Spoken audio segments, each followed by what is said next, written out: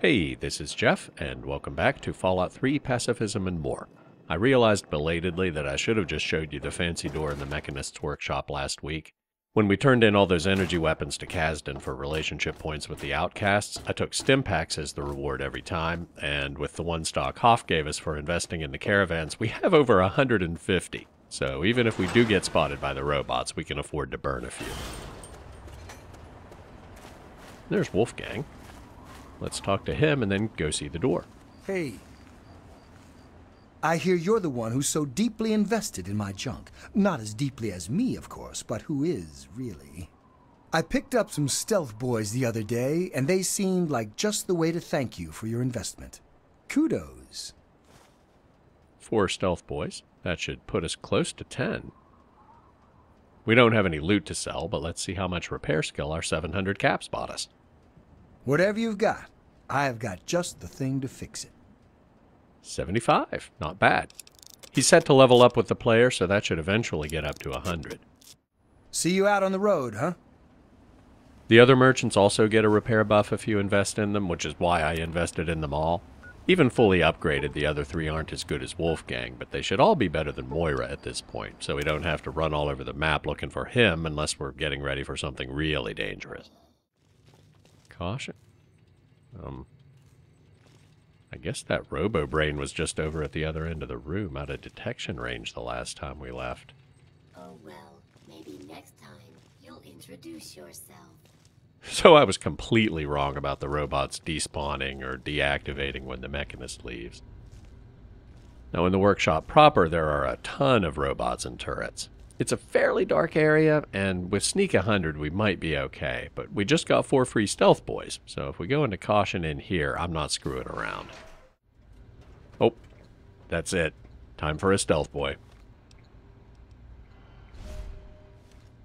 Alright, we're on the clock now, so let's make the most of it.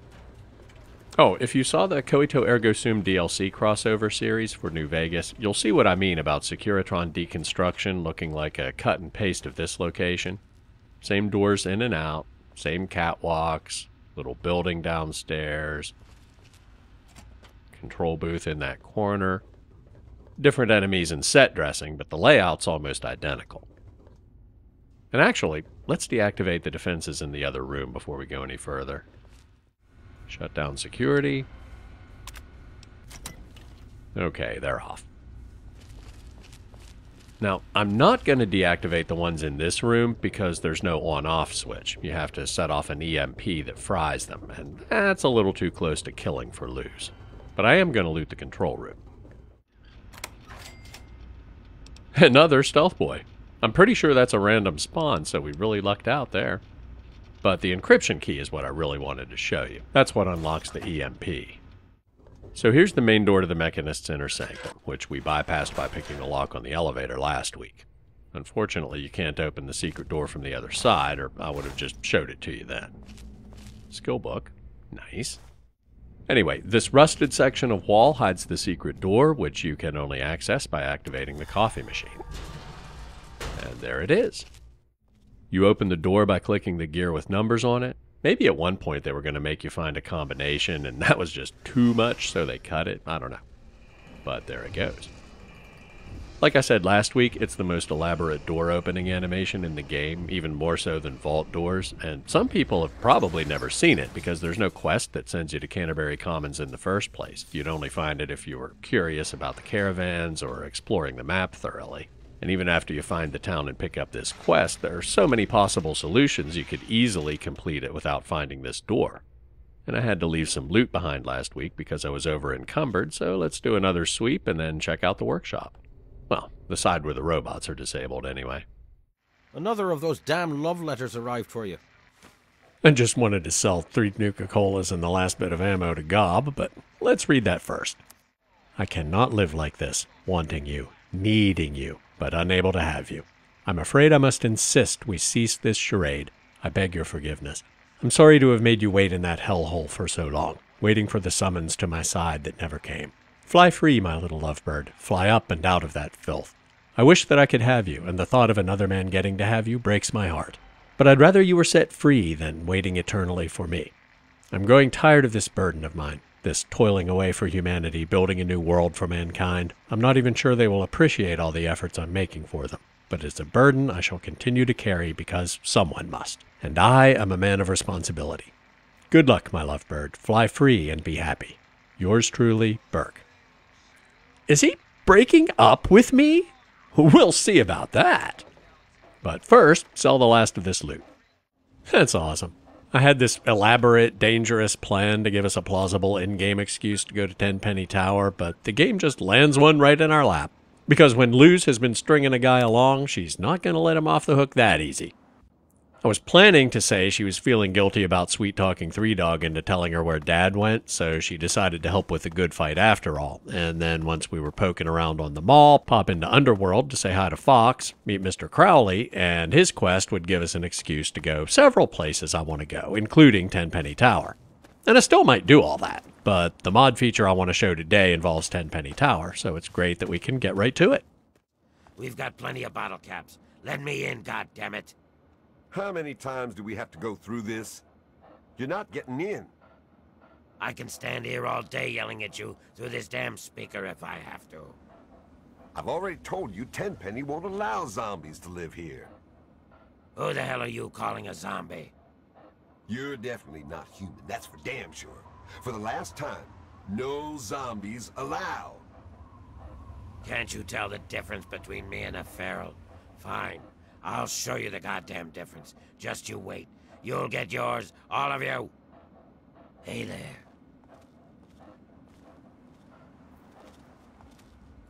I thought I told you to get the hell out of here. Tenpenny doesn't want your goddamn caps, and I don't want the goddamn headache. For the last time, get your rotten, ugly, goddamn ghoul ass off Mr. Tenpenny's private property. Do you kiss your mother with that mouth? What? Oh. Sorry about that.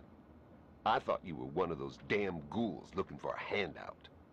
You are currently trespassing on Alistair Tenpenny's private property. You have some reason to be here? I'm here to see Mr. Burke, but sadly that's not an option. And maybe look around a little. I'm a pacifist, so you can be sure I won't hurt anybody. This ain't a theme park, kid. And even if it was, you wouldn't be able to afford the admission. Now bugger off. That's where you're mistaken. Does 100 caps sound about right? Perhaps you'll fit in around here better than I thought. All right, I'll take your money, but don't press your luck. I got my eye on you. Very swish. Maybe do a little shopping before we find Mr. Burke. Welcome to Boutique La Chic. I'm Lydia Montenegro, proprietor. Here you'll find only the best, with a price tag you can boast about to your friends. Here's what I wanted from her. Schematic for the dart gun. The OG non-lethal weapon in Fallout 3. Like the Taser Fist, it does minimal damage. It might kill a rad roach, but you'd have to pump hundreds of darts into anything else. But just one cripples an enemy's legs, which slows them down and negates lunge attacks, so it makes creatures like Deathclaws manageable in combat. That aspect is irrelevant to Luz, but it will let her run away from melee enemies that would otherwise be able to keep up with her. We need a workbench to actually build one, but I'm pretty sure I have all the components at home. That damn Roy Phillips won't take no for an answer. Keep showing up, looking for a handout. He and his kind aren't wanted. End of story.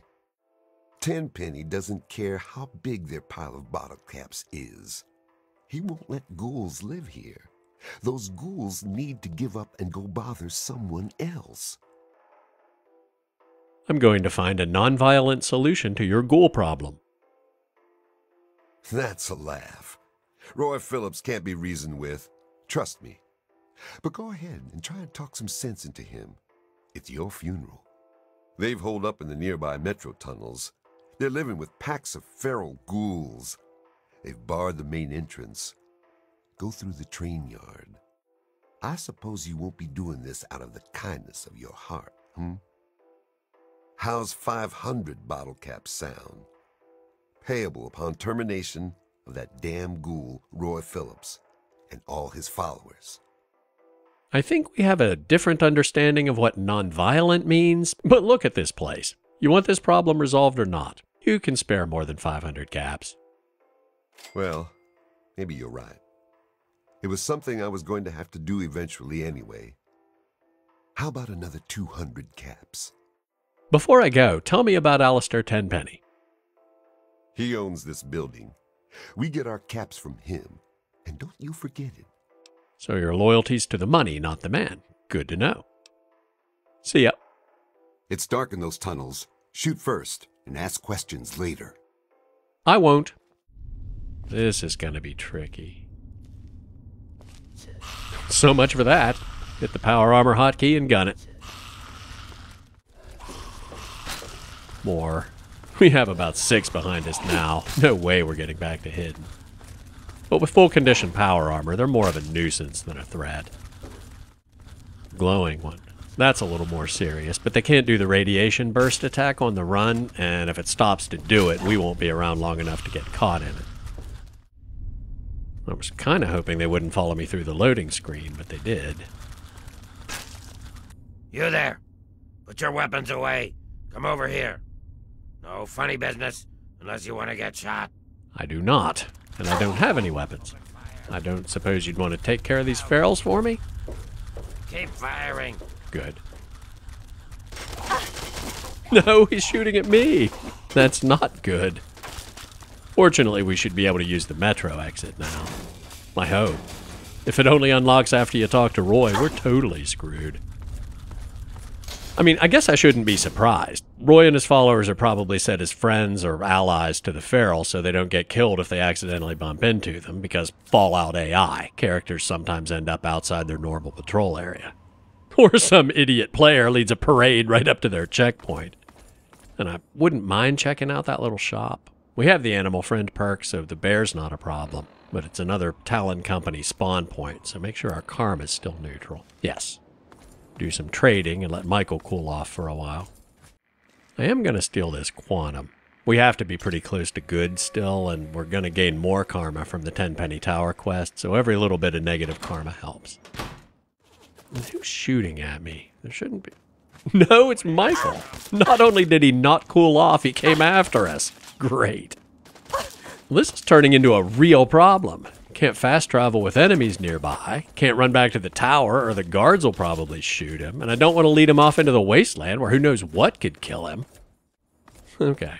Maybe he gave up? I think he gave up. Nope. He's still coming. More red. Are you serious? Oh, man, there's buzz-off in Dr. Banfield's office, and I didn't pick it up. In that case, sounds like a job for the Taser Fist.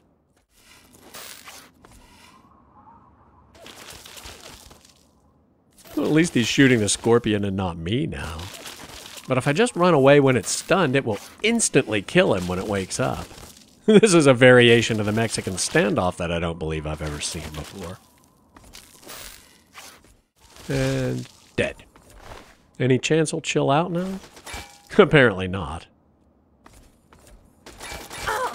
Dude, I never attacked you. I never even attacked the ferals, and I just saved your life. And this is the thanks I get. Well, the road to the Robco factory is relatively safe, and I'm a lot faster than he is with his SMG drawn, so I guess our best bet is to head that direction and hope he either gives up or we get far enough ahead of him to fast travel. Hey, Harith's here. Here to pick up a few of my marvelous toys? I hear you're my mysterious investor. With your help, I've collected quite a few toys for myself. But what good are toys if they aren't played with? Thanks to you, I have so many, I can hardly play with them all. So, I present to you a prize of the collection, a micro-nuke. Enjoy it in safety. Thanks. My power armor's taken a bit of a beating recently. I'll see if I can't take a whack at it. Okay, sneak just in case he's still mad.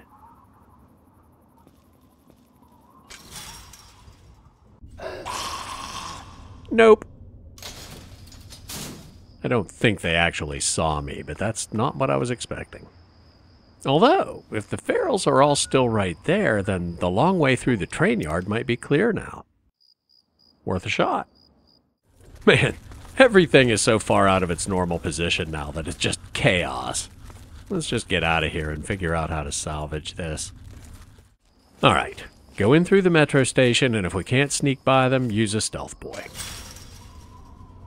Oh, well now they're gone. Well, I'm not going to look that gift horse in the mouth. There's Roy. Good deal.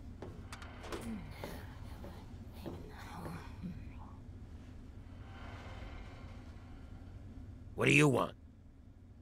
I'm here to help. But you should probably know, Gustavo hired me to kill you. Is that so? He isn't man enough to do it himself. Sends a girl to do his dirty work. Think you got what it takes? Definitely not. It was just a warning, not a threat. And trust me, I'm not going to kill anyone. I see. That's smart of you. I'd lay you flat if you tried anything stupid. So don't. Tenpenny and his pack of elitist wannabes are in for a real treat soon enough. They can't keep us out of that tower forever. I already got a plan. They think I'm a monster? I'll show them the real monsters. We'll unleash our feral brethren on them. All those bigoted sons of bitches will get torn apart. Trouble is getting past the damn subway access door. Yeah, I'm a pacifist, so that's not going to work for me. Let me try talking to Tenpenny. Maybe he wouldn't mind you living there. Ha! Those snooty bitches probably can't stand living with each other, let alone with us. But by all means, try talking to Tenpenny if you like. But it won't work. Then we'll do it my way. Hurry! Look out! Wait, what? Oh, Michael's still hostile. I guess he was asleep. Okay, let's try that again. Hurry! Now run away! Yeah, bring it over here. Bring it, bitch. Okay, ferals are set to very aggressive, but they didn't attack Michael, so he has to be in a faction that's friendly or allied with them. And his AI must be set to help friends and allies, so he joined in when he saw them attacking me. Roy and his followers can't be set to aggressive, or they'd attack on sight and you wouldn't be able to talk to them. But they're almost certainly all allies, so they would have been fine with me as long as Michael was asleep, but as soon as he woke up and attacked me, they all joined in. I'm just digging this hole deeper and deeper. But in theory, that's all just the faction crime flag at work, because like I said, there can't be any inherent hostile relationship between Roy's faction and the player faction, or we wouldn't be able to talk to him at all. I explained the faction crime flag back when I showed you how the Enclave transponder works, but the super short version is, if we wait a few days, they should settle down, just like if you get caught committing a crime in Megaton or Rivet City. And I'm gonna fast travel to the tower before anything else piles on. There are some ghouls who want to live here. What do you think about that? Why, I do believe you've lost your mind. Ghouls living here? You're serious? Yes, actually. What if the residents are okay with ghoul neighbors? I don't suppose I'd mind terribly if ghouls were to live here. And it would be a good bit of sport hunting them down if they misbehaved. Tell you what, if you can convince Mr. and Mrs. Wellington, Mr. Ling, Miss Montenegro, and Ms. Lancaster, those ghouls can live here. Have you seen me shoot? I'm quite proficient, if I do say so myself. I don't trust him, so we'll talk to the people he didn't mention first. Herbert Dashwood. Damn glad to meet you. Call me Daring. Everyone else does. Maybe you've heard the GNR radio play? The Adventures of Herbert Daring Dashwood? That's about me, you know. Based on my, earlier days. Of course, they do portray me as a bit of a chump. Argyle may have saved my hide more than once, but I had my moments. Ah, those were the days. He was a ghoul, you see. Been around since before the war. We met when I stole his girlfriend back in '41. We'd been best friends ever since. We got separated a long time ago and never reunited. If you find Argyle out there somewhere, you be sure and tell me, okay? How would you feel about having a few ghoul neighbors? Well, I wouldn't mind, but they'd better be civilized. The tenants here are real uppity, and most wouldn't take kindly to ghouls living here. Would you tell Mr. Tenpenny that you wouldn't mind ghoul neighbors? Of course. I wonder if they've ever been to Underworld. Now there's an interesting vacation destination. I'm off duty. Come back when... what the hell? Let's just get it over with. I'm Dr. Banfield. What do you need? How would you feel about having a few ghoul neighbors? I'm not sure. My first responsibility is the health and welfare of the residents of Tenpenny Tower. Ghouls often carry diseases due to radiation, damaging their immune systems. I've met these ghouls. They seem healthy, all things considered. Well, if they don't mind me giving them a thorough exam, and if they agree to follow any directives I give them regarding health and hygiene, I suppose I wouldn't mind too terribly. It'd give me a chance to study ghoul physiology. Would you tell Mr. Tenpenny that you wouldn't mind ghoul neighbors? Sure, no problem. My name is Tiffany Cheng. My miserable excuse for a husband is Comrade Irving Cheng, and you can tell him I said so. Do you know he tried forming a committee to discuss the ghoul situation? A committee! He made himself chairman, of course. What we need is somebody to do something, not just talk about it. How would you feel about having a few ghoul neighbors? I don't know. I mean, they're all deformed and scary looking. I bet they're really mean, too. Well, Luz is no stranger to bending the truth a bit if it's for the greater good. I've met these ghouls. They seem friendly enough. They haven't tried to kill me or anything, like 3 times now. Well, you seem like you know what you're talking about. I guess I'd be willing to give it a try. I might not spend much time with them. And if they do anything stupid, I'm sure they'll get kicked out. Fine. It's okay. I am Comrade Cheng, beloved leader of the people, shining servant of the community. How can I help you? How would you feel about having a few ghoul neighbors? I've given it a lot of careful thought. I would welcome these ghouls into our community. I've already formed a welcoming committee. I'm Michael Hawthorne. Who are you? And more importantly, should I care? I'm nobody in particular, but I'm sure you'll soon come to like me. Most men do. Oh, fine. We'll have to share a drink sometime. I'm always in the Federalist Lounge. There's certainly plenty to drink about. Take those ghouls, for example. Don't suppose you know anything about dealing with their kind, do you? I know enough about ghouls not to hate them. Oh, I see. Well, I've never met one, so I wouldn't know. I just always thought. I guess I really don't know what I thought. How would you feel about having a few ghoul neighbors? Really? Well, as long as they don't bother me, I guess I really don't care. Would you tell Mr. Tenpenny that you wouldn't mind ghoul neighbors? What the hell? Sure. You're new around here. I'm Margaret Primrose. I run the Café Beau Monde. Stop by sometime. How would you feel about having a few ghoul neighbors? I've heard they carry diseases. I'd have to sanitize everything after them all the time. Besides, they are dangerous, aren't they? No comment. But Banfield has hygiene under control. I don't know. As long as they don't cause trouble. And they'd have to try to fit in with our established community. I guess I'd be willing to give it a try. Now the ones Tenpenny told us to ask. Hey, I see my boutique has proved to be an irresistible lure. Welcome back. How would you feel about having a few ghoul neighbors? Ah, yes. I was wondering when you'd try me. You may be able to coerce the others, but I'm not such a pushover. Your zombie buddies will need to find someplace else to live. It's my turn, eh? Well, you won't be getting me to go along with your ridiculous plan. Ghouls aren't human. They live in filth. They eat their own babies. You're out of your right freaking mind. If my neighbors lose their minds and agree to such a thing, then I hope security shoots them in the head with their zombie friends. All right, looks like he's closing up shop for the day. The people Tenpenny tells you to ask will never agree to ghoul neighbors. All the others we talked to makes no difference.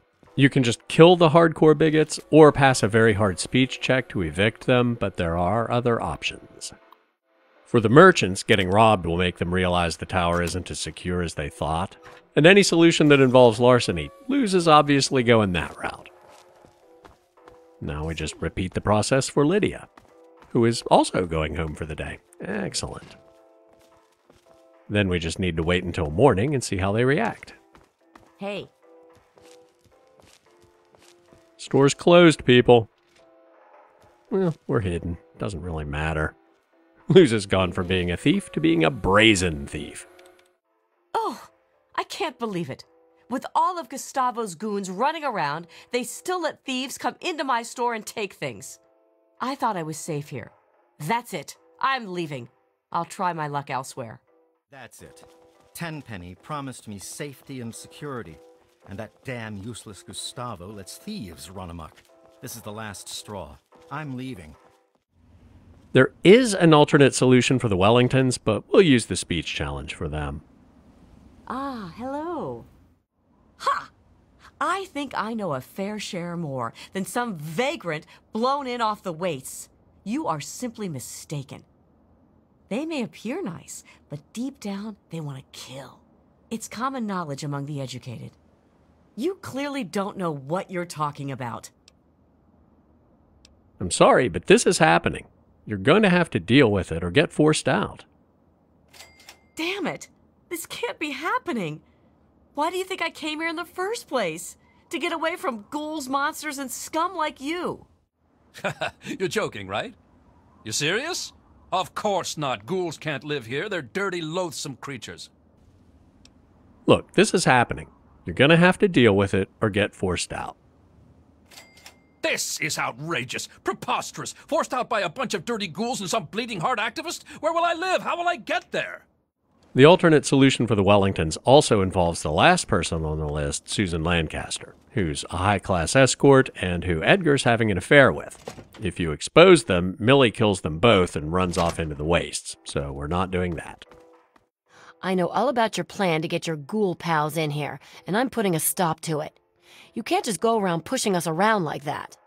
I've dealt with people like you before. People who think they know what's good for everybody else. I know what's best for me, and that's no ghouls. So you can run along and tell your ghouls they'll just have to find somewhere else to squat. Or better yet, to go off and die somewhere. This is happening. You're gonna have to deal with it or get forced out. I'm not going anywhere. I'll talk to Tenpenny. I bet I can live in Burke's place. He's never around anyway. And when he does come back, I'll make sure he's fine with the new arrangement. I'll just send up for my food. I'll never even have to look at you or your ghoul buddies. Oh, you're gonna live with Mr. Burke, who wrote me all of these passionate love letters. I don't think so. Hey, Grouse. The last time I was here, I was in a pretty big hurry, so I just paid that security deposit, shall we say? But now that I have some time, what were you saying about VIP targets? I'm glad you asked. I got this Mesmetron thing.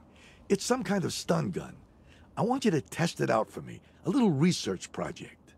There's 4 that Eulogy wants especially. Arkansas, Susan Lancaster, Red, and Flack.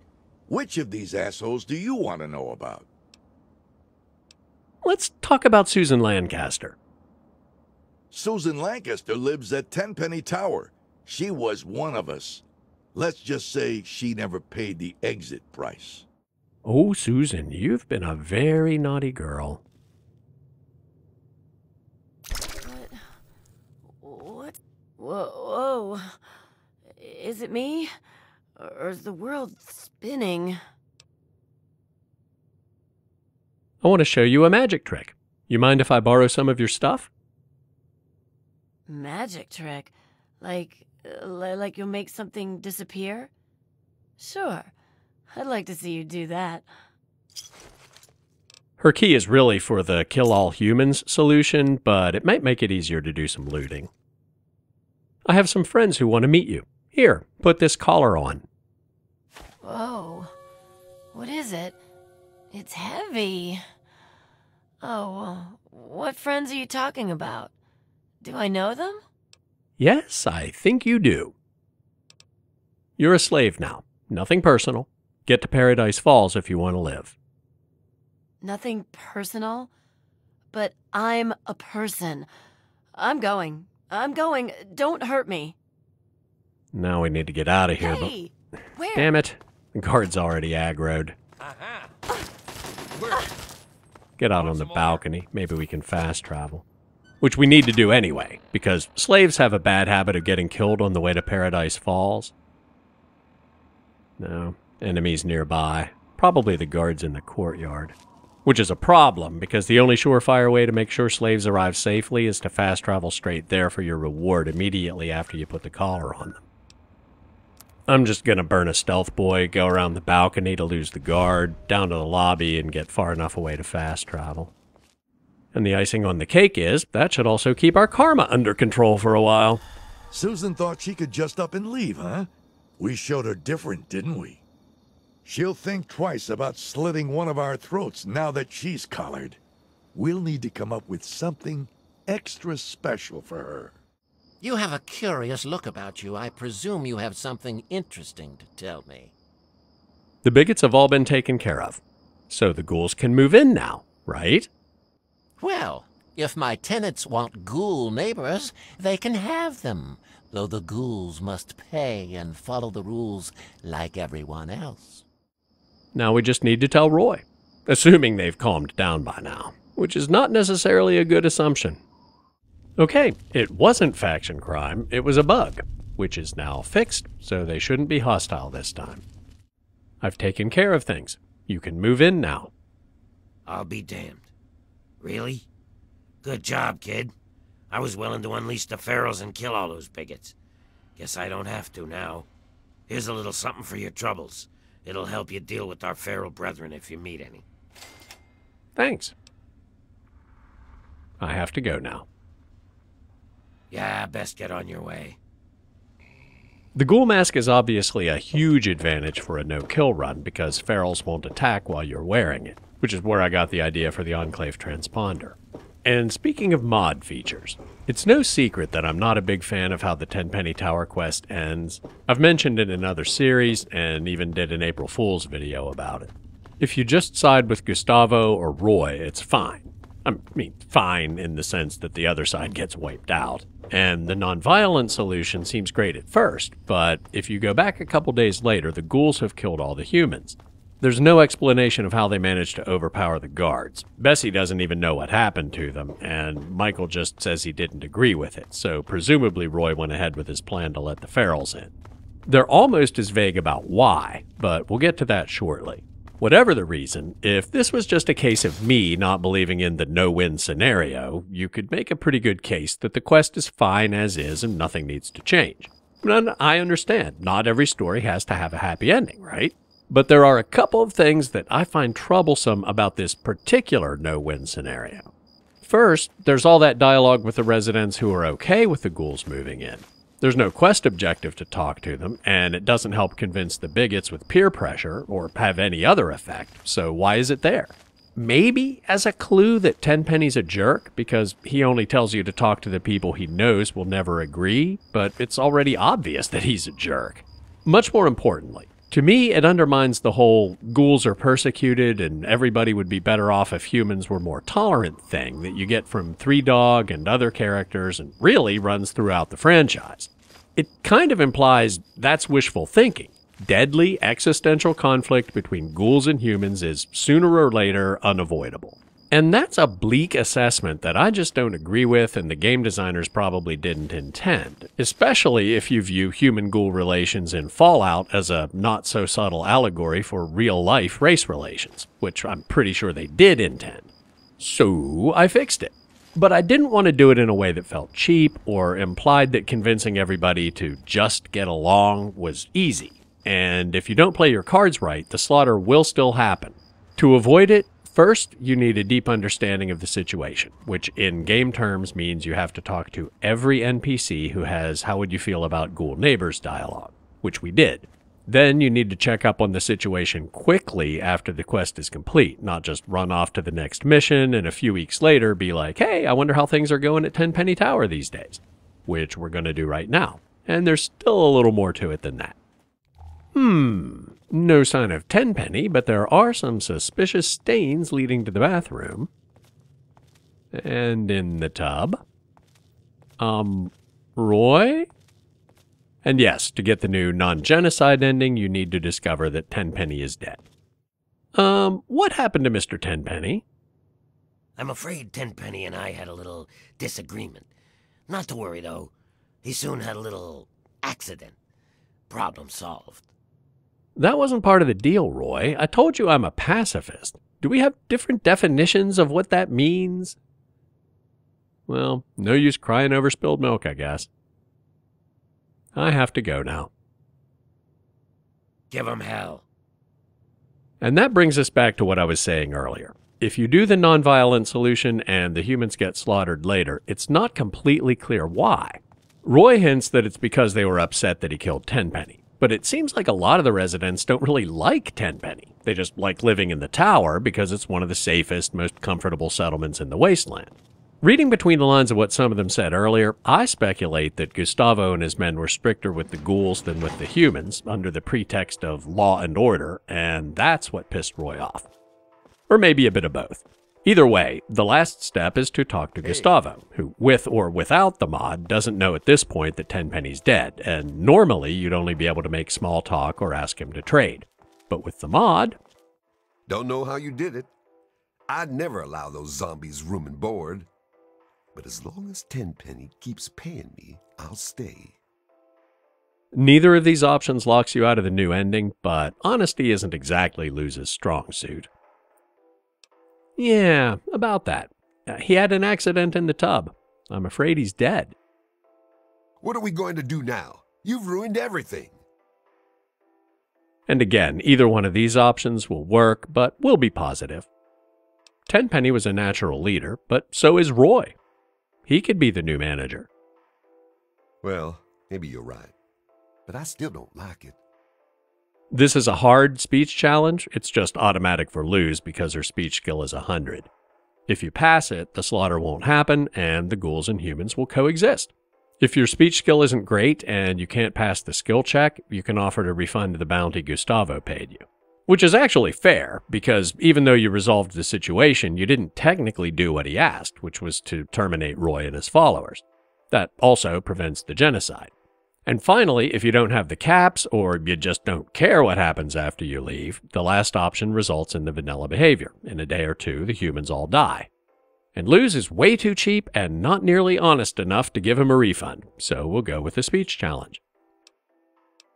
Would a bigger security budget help you adjust? The new residents are wealthy. Yeah, I guess I hadn't thought of it like that. If they pay well enough, fine. Just remember, you have to protect and serve everyone equally, even the ghouls. Ghouls? They don't deserve it, but... Oh, what the hell. New face, same old shit. And Luz doesn't care about armaments, but as it happens, I think we do need to do a bit of trading. I still got my eye on you. Can't say I blame you. Now, if you think avoiding the gut punch of discovering the humans all died despite your best efforts undermines the game designer's intent, you may be right. But personally, I think it actually makes the quest more consistent with the overarching theme and tone of human-ghoul relations in the franchise as a whole. And gameplay-wise, it rewards players for being thorough, because if you skip any of those steps, you still get the nasty surprise if you go back later.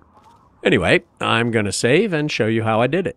If you bail out when I start talking about technical stuff, give the video a like, subscribe if you haven't already, and leave a comment before you go.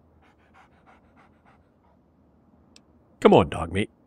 This feature's actually been in the works a while. It took me a couple months to finish, not because it was technically challenging, but because, like I said, I really wanted it to feel organic and not just a cheap way to avoid an unhappy ending. And it took a while to get the dialogue right to make it feel plausible to me.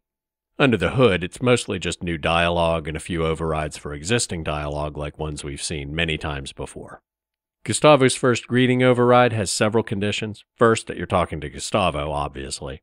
Then there's a variable called count dealt with in MS-12, the Tenpenny Tower quest, that keeps track of how many NPCs you asked how they'd feel about ghoul neighbors, and if you didn't talk to all 11, you don't get this greeting. And finally, you either need to know Roy killed Tenpenny, which is tracked in Tenpenny Corpse, another flag from the vanilla game, or have killed him yourself, which is tricky but possible to do without screwing up the nonviolent resolution. If you want to help the ghouls move in, but you also want to get the bounty for killing him from Crowley, you have to do everything up to the point where he agrees to let them move in, and then kill him before you talk to Roy without getting caught by security.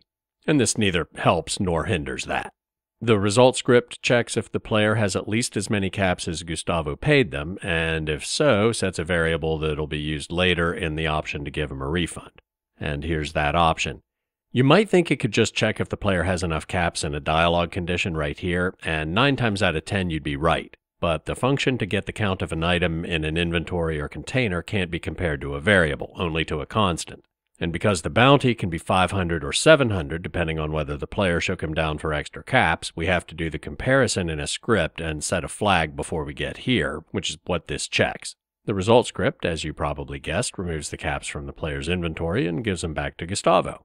There's a second option in this topic if the player doesn't have enough caps. It brings you here and ends the dialogue, and it uses a feature of the dialogue system we haven't seen before, the Add Topics field. Dialogue topics come in 2 flavors, top level or not, and this one isn't. Most greetings, like this one, don't have anything explicitly said in the choices field, and the game just shows the player every top-level topic whose conditions match. When you put a topic in the Add Topics field, it makes that topic a top-level topic. So Gustavo 3D, which isn't a top level, can initially only be reached from Gustavo 3B, where it's in the choices field. But when the player admits they don't have enough money, Gustavo 3D is in the Add Topics field, which makes it a top level. So if the player comes back with the money, the game will show them this option after Gustavo's greeting without creating any special dialogue tree for it. And finally, Gustavo 4 is where the rubber meets the road. If you get here, which you can only do by passing the speech challenge or giving him a refund, it prevents Roy from slaughtering the humans. It took a bit of poking around in the scripts and triggers for the massacre to figure out how it works, but canceling it fortunately turned out to be dead simple. There's a timer that gets set at the end of the quest if the ghouls move in, and when it expires, a whole bunch of complicated things happen. Rather than screw with any of that, I just reset the timer ahead by 100 years. Which technically doesn't prevent the massacre, but it delays it until after all the humans in the tower would very likely have died of old age. So that's close enough. The bug that turned Michael permanently hostile was interesting. Maybe not so much a bug as an unintended side effect of a legitimate feature. Roy, Michael, and Bessie all have a script that, among other things, turns all 3 of them permanently hostile if the player attacks them, presumably so the player can't abuse the faction crime cooldown period to pick them off one at a time. As you might expect, it does that by adding them to a faction that is hostile to the player. But since there's no player attacked me function, it checks if they're in combat and the combat target is the player, similar to how the Enclave transponder works. The problem, as I discovered the hard way, is that the game considers you to be in combat as soon as an enemy aggroes. Basically, if you crouch and the HUD says danger, you're in combat whether you're fighting or not. And as I speculated at the time, Roy, Bessie, and Michael are all in a faction that's set as a friend of the Ferals faction, and their AIs are all set to help friends and allies. So when Michael saw me in combat with the Ferals, he aggroed too, his script fired, and all 3 of them were added to the permanently hostile faction. The weird thing where I was able to talk to Roy just fine until Michael woke up was because Roy and Bessie are set to be unaggressive, so they won't initiate combat even though our faction relation was enemy by that point. But Michael's set to aggressive, so the second he woke up he attacked, and that aggroed Roy and Bessie. Now, you could say that what we saw was the game working as designed and there's no bug to fix. And I agree that it's not a bug per se, but I seriously doubt that how this scenario played out was a conscious design choice. I suspect it's just a corner case that they never tested or even considered. And the canon reason I think that is, if you kill the Ferals before you get to Michael's guard post, there's no problem. And you can even talk to Roy about it, and he says they make good watchdogs, but their brains are too far gone to consider them people. Not that he wants them dead, he just doesn't care either way. So it makes no sense to me that if you kill the Ferals, Roy's gang is like, meh. But if you try to avoid killing them, they turn permanently hostile. So my fix is a quest which starts enabled and has no stages, objectives, or topics, just a script. The script checks the stage of the Tenpenny Tower quest. If it's 120, meaning Tenpenny just said the ghouls can move in, and your next objective is to tell Roy, then it checks to see if the player killed Roy, Bessie, or Michael. If not, it removes them from the permanently hostile faction. This does make them slightly more forgiving than they are in the vanilla game, but it still prevents you from exploiting the faction crime cooldown timer to make it a war of attrition if you're doing it Gustavo's way. And if you kill any of them, you're still locked out of the nonviolent resolution. Then the quest stops itself. If the quest stage is greater than 120, meaning the player completed the quest by siding with Roy or Gustavo, it just stops itself. And that's it. As always, thanks for watching. Leave a comment if you have suggestions for other quests that'd be more enjoyable in a no-kill run if they had alternate solutions, and I'll see you next time.